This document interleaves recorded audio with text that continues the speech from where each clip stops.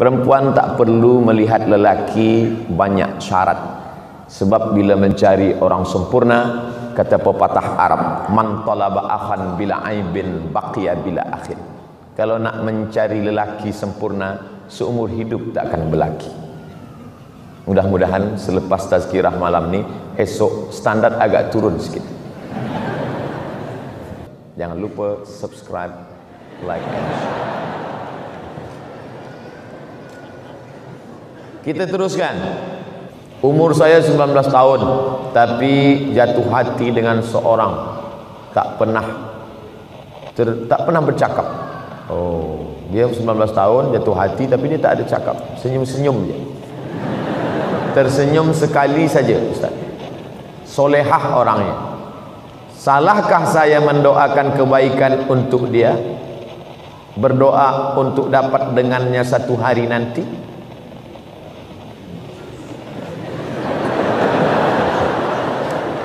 Saya khawatir awak berdoa nak ingin hidup dengan dia masa umur 19. Sementara awak masih panjang umur lagi. Sekarang nak hidup dengan dia sekarang. Lepas ni ditakdirkan Allah sekolah ke Turki. Nampaklah perempuan mata biru, hidung mancung. Doa ada tertulis ini. Akan menyesal. Jadi kita berdoa ni, ya Allah, bagi yang 19, bagi yang 20, jangan ajarkan Allah Ta'ala.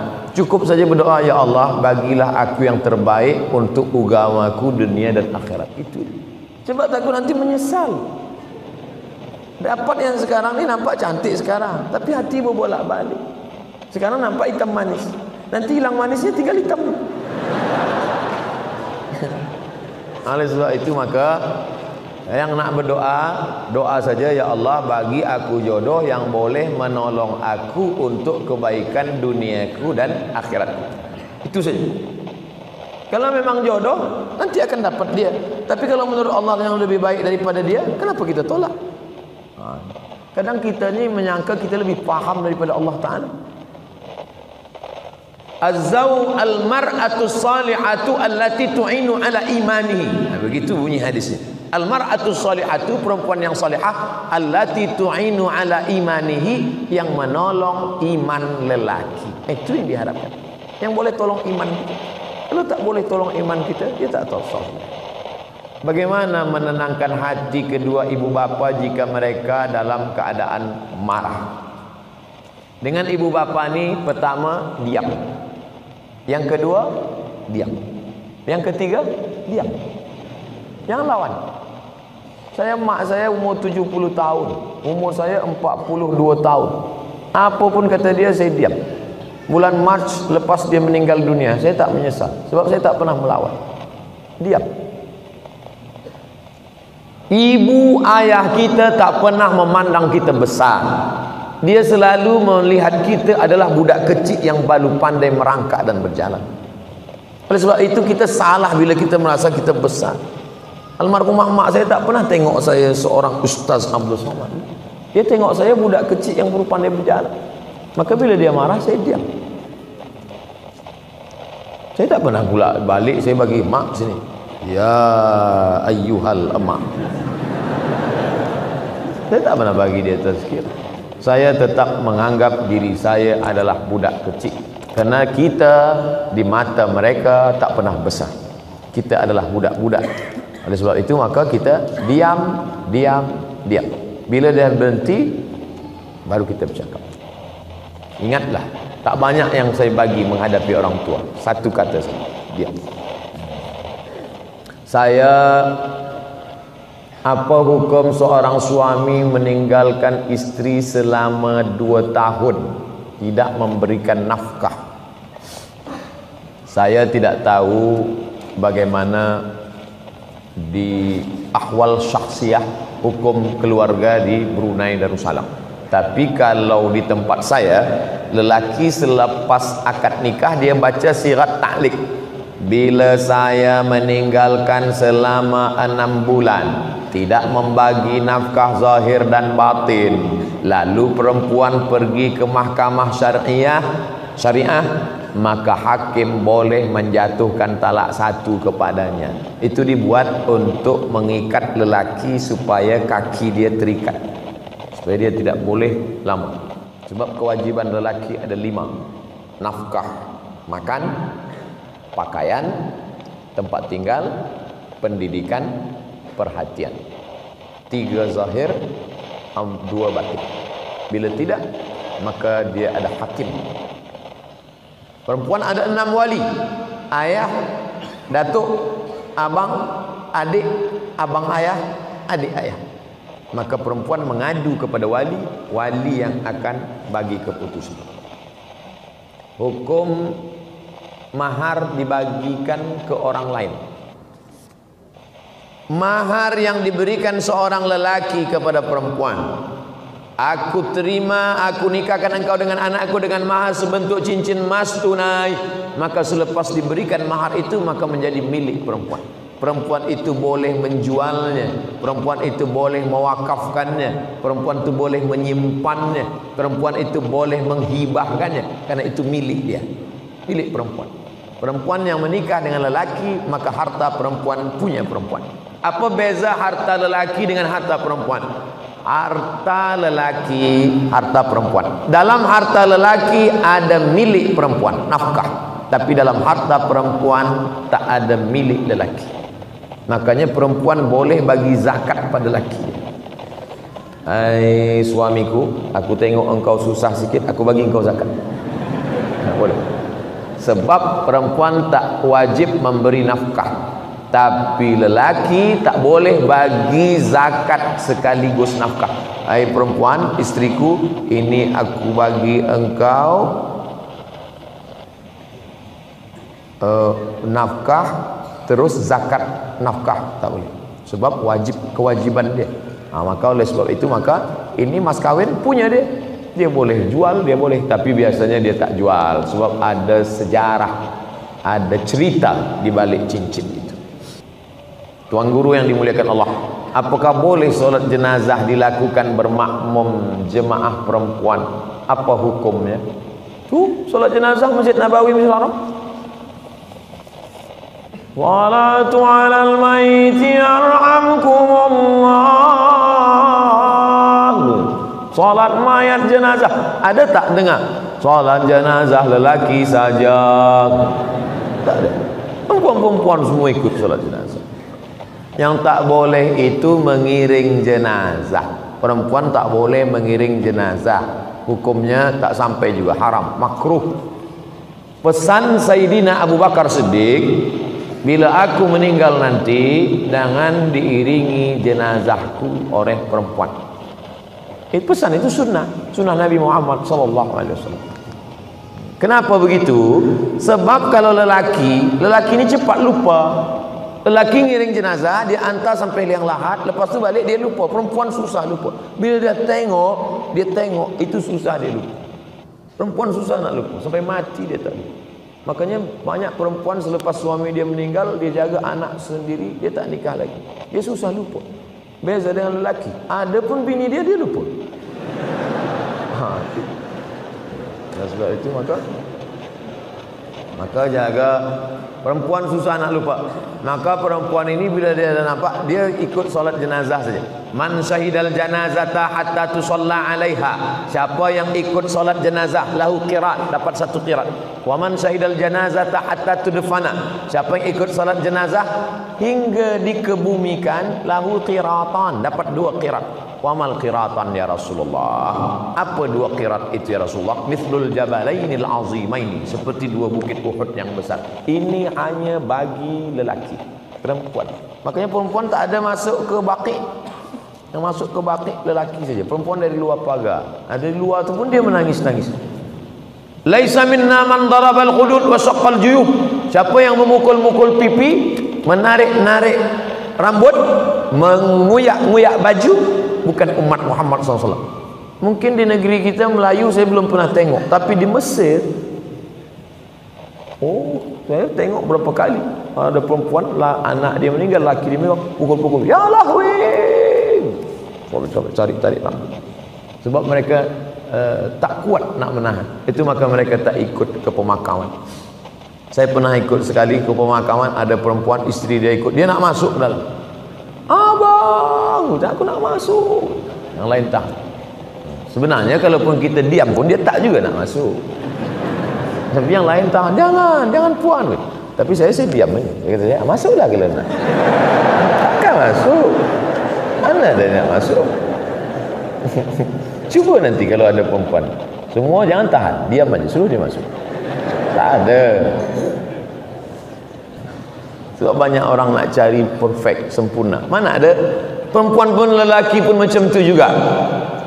Dia selalu nak mencari sempurna. Ustaz Abdul Somad, ya, saya dulu pelajar ustaz semasa di universiti. Oh, ingat ustaz dengan saya? Rasa-rasa ingat. Mana kita ingat? Pelajar beribu-ribu, tapi nak besarkan hati dia, rasa-rasa ingat. Dulu ustaz ada cakap masa kita belajar, perempuan itu ditengok pada 4. Tungkahul mar'atu li arba'. Perempuan dinikahi sebab ada 4 sifat. Limaliha, kerana dia kaya. Wali hasabiha, keturunan orang baik-baik. Wali jamaliha, kerana paras muka cantik. Wali diniha, kerana agamanya. Bolehkah ustaz carikan untuk saya yang kaya, cantik, orang baik-baik, taat sembahyang, yang ada 4-4? Kata saya, kalau ada 4-4 yang tu apa saya kasih pada awak? Bukan untuk saya yang kasih yang lain juga. Maknanya apa? Kita bukan mencari kesempurnaan, tapi menutupi kekurangan. Itulah makna beza mawaddah dengan rahmah. Wa ja'ala bainakum mawaddatan wa rahmah. Dijadikan Allah dua makhluk yang berbeza itu, ada lelaki, ada perempuan, ada belia, ada gadis, ada pemuda, teruna. Dijadikan Allah makhluk yang berbeza itu menjadi satu, diikatnya dengan perekat mawaddah warahmah. Tapi bila kita buka terjemah Quran bahasa Melayu, mawaddah cinta, rahmah kasih sayang. Bila anak-anak kita bertanya, ayah, mak, apa beza mawaddah dengan rahmah? Mawaddah tu cinta, rahmah kasih sayang. Beza cinta kasih sayang macam tu lah. Mawaddah physically berlebih semuanya, lebih putih, lebih tinggi, lebih mancung, lebih cantik. Sedangkan rahmah menutupi segala kekurangan. Selepas akad nikah, maka tampaklah segala kekurangan-kekurangan. Dulu mengapa awak nikah dengan dia? Lebih putih, lebih cantik, lebih. Selepas anak satu, lebih hitam, lebih pendek, lebih. Oleh sebab itu maka rahmah. Bila malam ini kita tengok, masa tadi lalu di parking ada nampak, dari belakang nampak macam muda belia. Tengok muka, oh rupanya dah bercucu. Kenapa mereka masih boleh berjalan bersama? Mungkin mawaddah sudah tak ada lagi, tapi rahmah masih bersemayam di dalam hati. Lillahi mi'atu rahmah. Allah itu punya 100 rahmat, tapi yang 99 dia tahan. Dia turunkan satu rahmat saja. Satu rahmah itulah berebut antara al-insan wal jin wal bahaim wal hawam. Manusia, jin, binatang, maaf, hawam, serangga, semut, lipan, kala, berebut satu rahmah tadi. Oleh sebab itu tak ada gajah yang terlupa lalu terpijak anaknya, sebab ada rahmah dalam hatinya. Tak ada pula ular yang besar memakan anak, sebab ada rahmah dalam hatinya. Tapi manakala rahmah itu dicabut Allah, hilanglah dari dalam hati. Lelaki perempuan diikat Allah dengan dua, mawaddah warahmah. Wahai ayah, kata seorang perempuan dari Madian, inna khayra man istajartal qawiyul amin. Kalau engkau ingin mencari seorang lelaki untuk menjadi pekerja, syaratnya dua saja ayah. Yang pertama al-qawi, lelaki itu kuat, strong. Yang kedua amin, amanah. Satu physically, satu yang bukan fisik, satu yang zahir, yang satu batin. Kuat tangannya, kakinya, suaranya. Kalau saya suara aja, tangan kaki tak kuat. Kalau engkau nak cari pekerja, wahai ayah, nama ayah dia Syuaib, nama kampung dia Madian. Ayah dia ni nak lama sudah ingin mencari seorang pekerja. Datanglah anak gadis dia berkata. Kata-kata anak gadis itu ditulis dalam Al-Quran, menunjukkan makna yang sangat dalam. Tadi kita sembahyang Isya 4 rakaat, 2 rakaat berbunyi, 2 rakaat tak berbunyi. Tak ada dalam Quran Isya 4 rakaat. Tapi tentang lelaki yang baik punya 2 sifat ada dalam Quran. Inna khayra man ista'jartal qawiyul amin. Lelaki yang baik itu kuat dan amanah. Makanya bila ada lelaki yang suka bodybuilding yang tegap, teruskan, elok. Tapi tutuplah aurat, tutup aurat. Tapi jaga amanah, jadilah lelaki yang qawi tapi juga amin. Sebab banyak juga bodybuilding ni qawi tapi tak amin. Di mana masjid? Sana. Nauzubillah. Oleh sebab itu dia mesti qawi dan dia amin. Si bapa ayah mula curiga. Bagaimana engkau boleh tahu lelaki ini qawiyul amin? Inna khaira man ista'jartal qawiyul amin.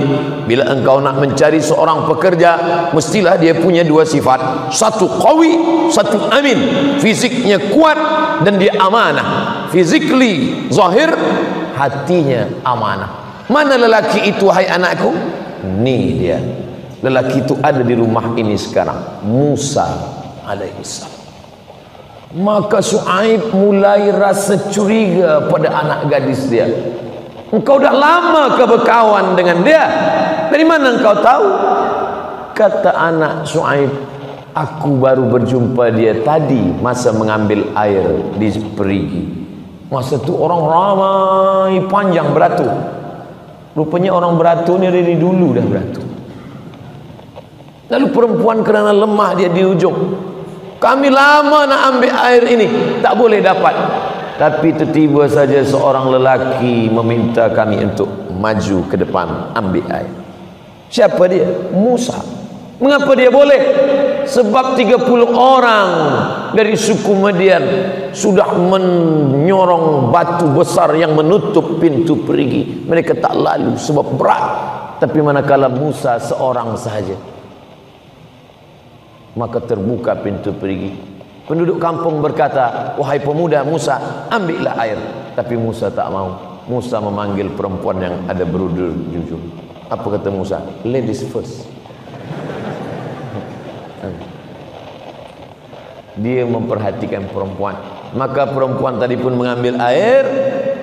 Apa kata pepatah Melayu? Kalau tak menjulur kundur, tak pula menjulur labu. Pokok labu, pokok kundur. Kalau tak menjulur, tak keluar pucuk labu, takkan keluar pucuk kundur. Apa maknanya? Bertanam budi dulu, baru berbudi orang lain kepada kita. Bertanam budi Musa, silalah ambil air. Barulah perempuan bertanam budi, sila pula lah datang bertamu ke rumah kami.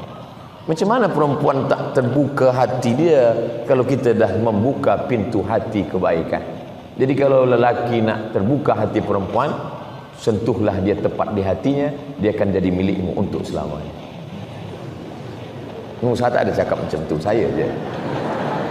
Nah, selepas itu mereka pun pergi menuju rumah perempuan yang nak berbalas budi tadi. Budi sikit aja, tapi dikenang sepanjang masa. Pisang emas bawa belayar, masak sebiji dalam peti. Hutang emas dapat dibayar, hutang budi dibawa mati. Lepas itu di tengah jalan, Musa di belakang, perempuan tadi di hadapan. Sebab Musa tak tahu jalan, dia yang punya rumah. Dia akan membawa Musa bertamu ke rumah, berjumpa dengan ayahnya, ucapan terima kasih kepada orang yang sudah berbuat baik. Lalu kemudian angin datang bertiup kencang. Musa menundukkan pandangan sebab maaf nampak lekuk tubuhnya. Musa pergi ke depan. Kata Musa, hai perempuan, mundurlah engkau ke belakang, biarlah aku yang di depan. Nanti bagi tahu di mana letak jalan kiri atau ke kanan. Ayah, aku tahu dia amanah. Sebab masa angin kencang bertiup, dia suruh kami ke belakang. Begitu perempuan zaman dulu. Bertiup angin kencang, baru nampak lekuk tubuh. Sekarang tak ada angin pun nampak. Memang zaman kita ni. Kalau zaman Nabi dulu akhir zaman, kita ni memang dah ujung zaman. Makanya kalau tak diisi terus dengan tazkirah, kajian-kajian, na'udzubillah, tersesat, bukan di tepi jurang, masuk ke dalam neraka jahanam. Keluarlah sabda Rasulullah SAW. Apa kata Nabi? Ar-rahimuna yarhamuhumur rahman, man la yarham la yurham. Orang yang tak ada rasa kasih sayang dalam hatinya, maka Allah tak akan sayang kepada dia. Makanya Nabi pun sayang kepada budak kecil. Manakala Nabi sedang duduk, di situ ada tempat air minum, ada anak kecil. Apa kata Nabi kepada budak kecil itu? Boleh saya ambil air minum ini? Kata budak kecil itu. Sila ya Rasulullah. Lalu Nabi tuangkan. Apa maknanya? Nabi mengakui keberadaan dia, memperakui ada budak kecil. Dan ada budak kecil memelihara burung. Nama budak kecil itu Abu Umair. Nama burung yang dia pelihara itu Nuair, burung pipit, burung kecil. Manakala Nabi menengok Abu Umair bermain-main, beberapa hari selepas itu mati burung kecil tadi. Apa kata Nabi? Ya Abu Umair, ma fa'alan Nuair. Wahai Abu Umair, apa kabar burung kecil engkau yang main-main beberapa hari lepas? Apa maknanya? Nabi tetap memperhatikan budak-budak kecil. Nabi memperhatikan anak-anak. Ini adalah akhlak. Bukan kerana dia Sayyidul Anbiya wal Mursalin, budak-budak kecil tak dia pedulikan. Oleh sebab itu saya selalu bila saya lepas tazkirah, banyak orang berbaris beratur, nampak saya budak-budak kecil, saya salam. Oh, saya sapu kepala budak kecil. Cuma kadang budak kecil kita nak salam, emaknya pun nak salam pula. Apa maknanya? Inilah yang akan meramaikan masjid, yang akan menegakkan rumah Allah. Jangan bangga dengan masjid yang megah di Andalusia, Cordoba, Spain. Hari ini apa yang terjadi? Masjid tetap tegak berdiri, kaligrafi indah ayat-ayat Al-Quran, tapi tak lagi ada solat berkumandang azan kerana anak-anak kecil tidak kita tanamkan iman dan Islam. Ada anak menangis, makna ada anak menangis. Ada anak lompat-lompat lari-lari, maknanya masjid kita tetap akan ramai 100 tahun akan datang, insyaallah. Amin. Bila di masjid itu sudah tak ada lagi anak suara kecil, tak lagi ada anak menangis, tanda kiamat dah dekat. Kita di Masjid Nabawi, Allahu Akbar, kata imam masa rukuk. Budak kecil. Di zaman Nabi bukan hanya itu. Manakala Nabi sedang sujud, Allahu Akbar, lama Nabi tak bangkit dari sujud. Sampai sahabat di belakang berfikir, turun wahyu dah. Apa lama tak bangkit ni? Lepas Allahu Akbar, baru sahabat tahu, oh rupanya cucu Nabi naik ke teguh. Tapi cucu Nabi bukan cucu kita. Cucu Nabi orang tak marah. Cucu kita, apa ustaz ni bawa anak gitu. Kalau sebab itu maknanya apa? Ada perhatian kepada anak-anak ini, karena mereka lah yang akan membimbing dunia menjadi imam di hadapan Allah, di hadapan manusia. Ayahnya Abdullah, ibunya Aminah, anaknya Amanah, cucu-cucunya Innal Hasan wal Husain sayyida syababi ahlil jannah. Sesungguhnya Sayyidina Al-Hasan dan Sayyidina Al-Husain adalah Sayyid. Sayyid artinya pemimpin. Makanya kita selalu menyebut Sayyidi Al-Habib Umar bin Hafiz yang sekarang sedang berada di Nusantara, Sayyidi Abdul Qadir Al-Jilani. Kenapa di pangkal nama itu disebut Sayyid? Tapi saya tengok di Malaysia, di Brunei tak ditulis Sayyid, tapi Syed, S-Y-A-D, Syed. Tulisan Arabnya Sayyid, Sayyidi, tuanku. Sayyidina, pemimpin kami. Kalau perempuan Sayyidati. Tapi kan orang Melayu susah nak sebut Sayyidati, Siti. Siti itu daripada Sayyidati. Sayyidati Fatimah, Sayyidati Aisyah, Sayyidati Khadijah. Tapi kenapa orang Melayu payah nak Siti? Sayyidati, Sidi. Sidi laki-laki. Sidi Muhammad bin Abdullah. Di Maroko pun orang sebut Sidi, dan perempuan Siti. Dan kita buang T-nya satu jadi Siti. Siti Khadijah, Siti Aisyah adalah pengagungan kepada cucu-cucu Rasulullah sallallahu alaihi wasallam. Maka dalam Islam diajarkan keempat-empat ini, ayahnya, ibunya, anaknya, dan cucunya. Satu ustaz belum cakap lagi, apa dia? Menantu. Waktu kita tinggal 5 minit lagi, 5 menit untuk menantu. Suatu ketika Umar bin Khattab berjalan berkeliling kota Al-Madinah Al-Munawwarah suatu malam. Dia mendengar, dia dengar seorang perempuan berkata, masukkan air susu ini ke dalam tempat bejana, masuk, campur saja dengan air putih, biar supaya banyak, esok kita boleh jual. Dia boleh banyak, esok kita jual di kota Madinah. Kata anak perempuan ini, bunda, ibu, bila kita campur dengan air putih, tak apa, Umar bin Khattab sedang tidur di rumah. Umar bin Khattab sedang mendengar. Umar bin Khattab tak tahu. Kata anaknya, Umar bin Khattab tidak tahu, tapi Allah Maha tahu. La ta'khudhuhu sinatun wala naum. Umar bin Khattab bagi tanda pada rumah. Rumah ini ada perempuan solehah di dalam. Umar bin Khattab balik ke rumah. Esok pagi dia kumpulkan sahabat tabi'in. Wahai sahabat, esok pagi dia kumpulkan sahabat, cari rumah di sana, sana, ada anak gadis di sana, kita pinang. Untuk siapa? Untuk anak Umar bin Khattab. Jadi tuan malam ni carilah rumah-rumah yang amanah. Pinang untuk anak kita, bukan untuk kita, untuk anak-anak kita. Dari perempuan yang solihah ini lahirlah anak cucu. Itulah dia Umar bin Abdul Aziz. Umar bin Abdul Aziz itu khalifah yang adil, lahir dari cucu perempuan yang tidak mahu mencampur air susu dengan air putih tadi. Kesolehannya, solihahnya melahirkan anak cucu yang baik-baik. Wal baladut thayyibu yakhruju nabatuhu biizni rabbih. Tanah yang baik menumbuhkan tanaman yang baik. Walladzi khabutha la yakhruju illa nakida. Tanah yang tak baik menumbuhkan tanaman yang tak baik. Selepas cerita, walaqad arsalna nuhan ila qaumihi. Kami utus Nabi Nuh. Apa hubungan tanah dengan Nabi Nuh? Ternyata Nabi Nuh adalah tanaman yang baik, tapi ditanam di tanah yang tak baik, lahirlah anak yang tak baik bernama Kan'an, anak durhaka yang tak mau naik ke atas bahtera perahu Nabi Nuh alaihissalam. Ayahnya sudah, ibunya sudah, anaknya sudah, cucunya sudah, menantu pun sudah. 60 menit kita bersama.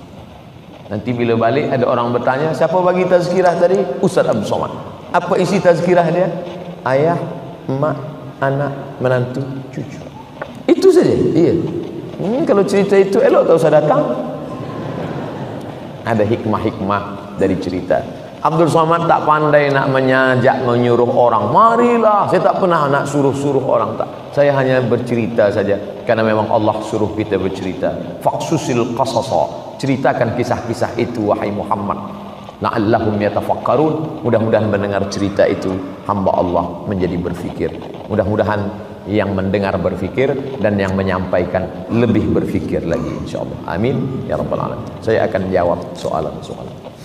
Menurut Ustaz, bagaimana pandangan Ustaz Abdul Somad tentang pemuda-pemudi zaman now, zaman saat ini, yang ada hubungan tak boleh, haram. La yakhluwanna rajulun ma'amra'atin, tak boleh lelaki dengan perempuan berdua-dua illa ma'azi mahramin, tak ada. Boyfriend, girlfriend, tak ada. Saya 4 tahun di Kaherah tak ada boyfriend, tak ada girlfriend. Kenapa tak ada? Tak dapat. Sebab pelajar Malaysia 5,000, pelajar Indonesia 2,400, yang perempuan 300 saja. lelaki 2100. Saya termasuk yang kalah. Tapi alhamdulillah selepas balik dipertemukan Allah, punya anak. Jadi jangan pernah takut tidak ada jodoh. Kalau jodoh takkan kemana. Asam di gunung, garam di laut, dalam belanga berjumpa juga, kata orang Melayu. Tapi kalau kata orang Barat, man from Mars, woman from Venus. Lelaki dari Mars, perempuan dari Venus berjumpa di bumi. Itu beza orang Melayu dengan orang mak saleh putih. Kita selalu cerita makan aja. Asam di gunung, garam di laut, berjumpa dalam belanga. Mereka tak, mereka cerita tentang planet Mars, Venus, kata dia. Maka mereka selalu takut bila tengok langit di atas, dia kata alien dah dekat dah.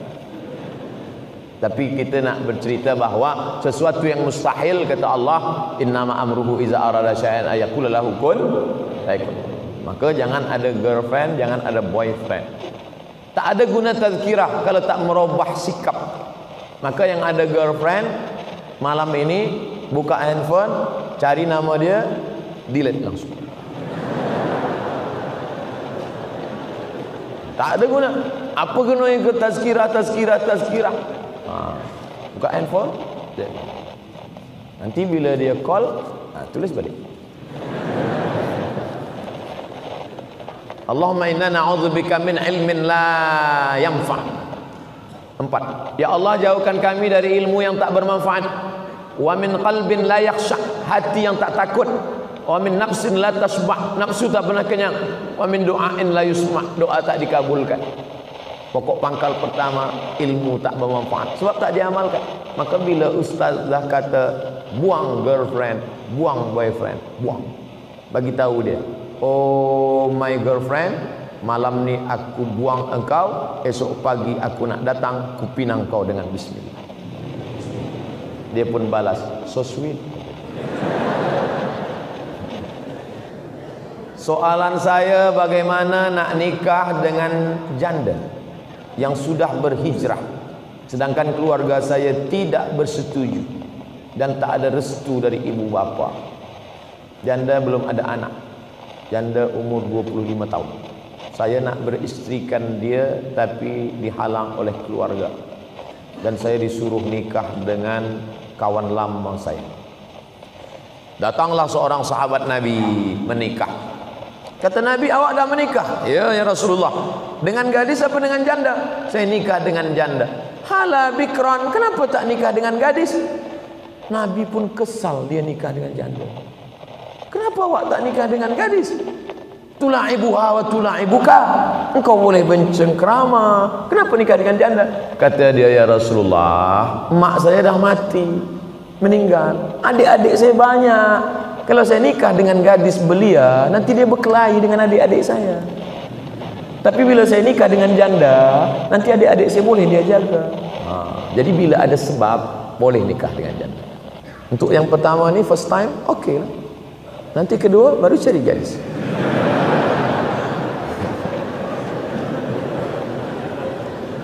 Jelaskan pada orang tua, ayah, mak, saya nikah dengan dia ni sebab dia ni baik, sebab dia ni.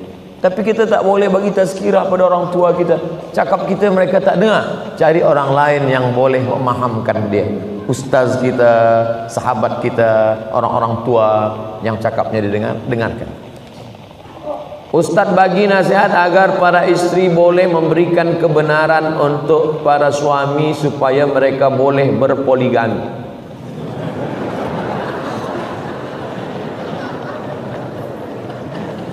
Fankihu ma taba lakum minan nisa, nikahilah perempuan yang baik-baik. Masna 2, wa sulasa 3, wa ruba' 4.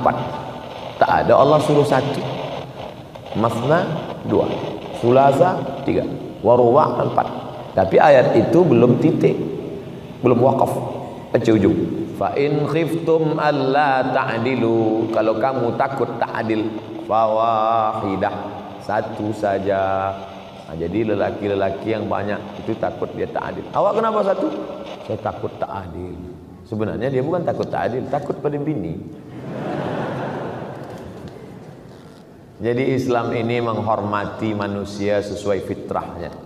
Bila dia mampu adil, dia mampu secara ekonomik, dia mampu zahir dan batin, maka dia dibenarkan. Tapi bila dia tak mampu, fawahidah, satu saja cukup.